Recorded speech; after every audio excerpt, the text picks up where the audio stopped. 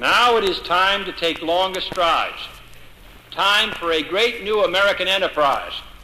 Time for this nation to take a clearly leading role in space achievement, which in many ways may hold the key to our future on Earth. On May 25, 1961, President John Fitzgerald Kennedy addressed the Congress of the United States. He spoke at a time when it appeared the Soviet Union was about to widen its lead in space over the best American efforts. The Russians already had put the first satellite into Earth orbit, put their hammer and sickle emblem on the moon, and sent the first man into space. Recognizing the head start obtained by the Soviets with their large rocket engines, which gives them many months of lead time, and recognizing the likelihood that they will exploit this lead for some time to come in still more impressive successes, we nevertheless are required to make new efforts on our own. I believe that this nation should commit itself to achieving the goal, before this decade is out, of landing a man on the moon and returning him safely to the Earth.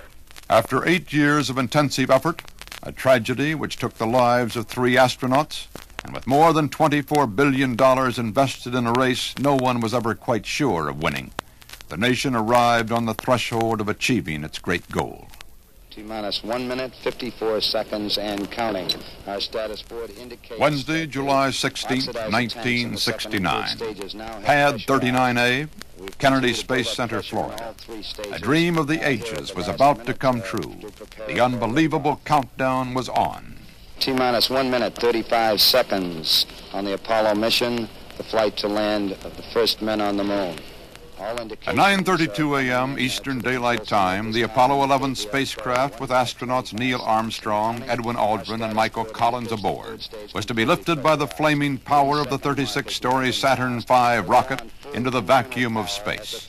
There would begin a 500,000-mile odyssey, a voyage which would include, for Armstrong and Aldrin, a day on another world. My colleague, CBS News correspondent Reed Collins, described the final seconds as the fulfillment of man's lunar destiny came closer. We're down to 12, 11, 10, 9. Ignition sequence start. We should see fire. 4, 3, 2, 1. We have ignition. We have tremendous flame out there. All engines, and we have liftoff. She's rising. She's yawing now to clear the tower. That slight yaw. Now the huge tail is passing the tower. She's lifting up. We have tower clear. We have tower clear. We're beginning to feel the first thunderous roar. I can see her rising now as she's going up straight into the roll program, which she should be completing. We should expect to hear from the astronauts as this spit of land is beginning to shake with the power of it. The power of it as it goes through a slight wisp of cloud.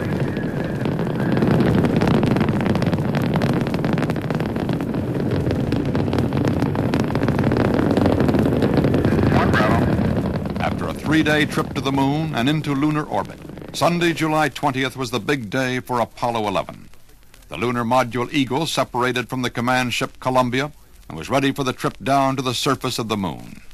Meanwhile, Mike Collins was to keep the Columbia in lunar orbit until Armstrong and Aldrin finished their exploration and rejoined him once again high over the moon. The descent engine on the Eagle was fired, and the spindly-legged craft dropped lower and lower toward the moon's surface. From Houston came the most important go of the mission. You're a go for landing, over. Roger, understand. Go for landing. 3,000 feet.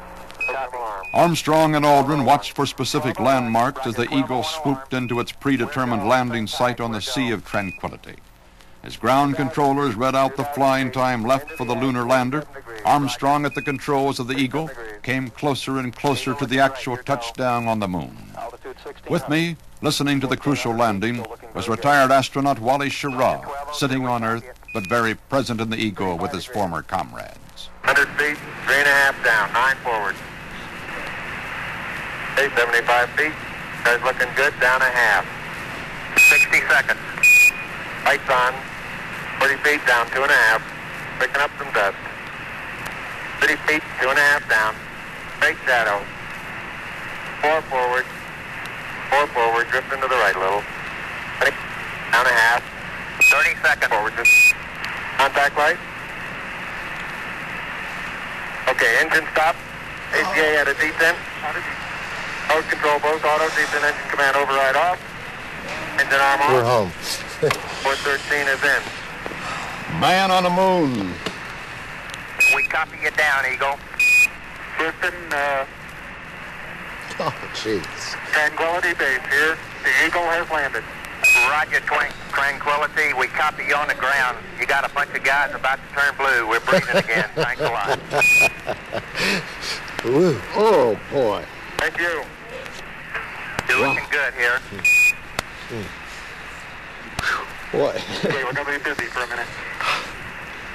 After I'm on, take care of the descent. I'll get the stuff prepared. Wally, say something. I'm speechless. I'm just trying to hold on to my breath. That is really something. Very smooth touchdown.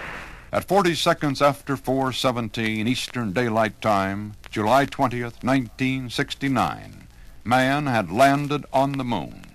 And then Buzz Aldrin called to Earth for a special favor. I'd like to take this opportunity to ask every person listening in, whoever, and wherever they may be, to pause for a moment and contemplate the events of the past few hours and to give thanks in his or her own way. The lunar flight plan called for Armstrong and Aldrin to stay in the Eagle for almost 10 hours after landing, to rest and eat before stepping out on the moon's soil. But to force a man to rest was too much to ask of any human who had just landed on another planet. Armstrong and Aldrin began immediate preparations to leave the Eagle and step outside.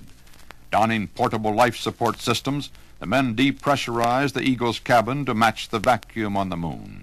Then they swung open the hatch, and Armstrong began to back out. Okay, Houston, I'm on the porch.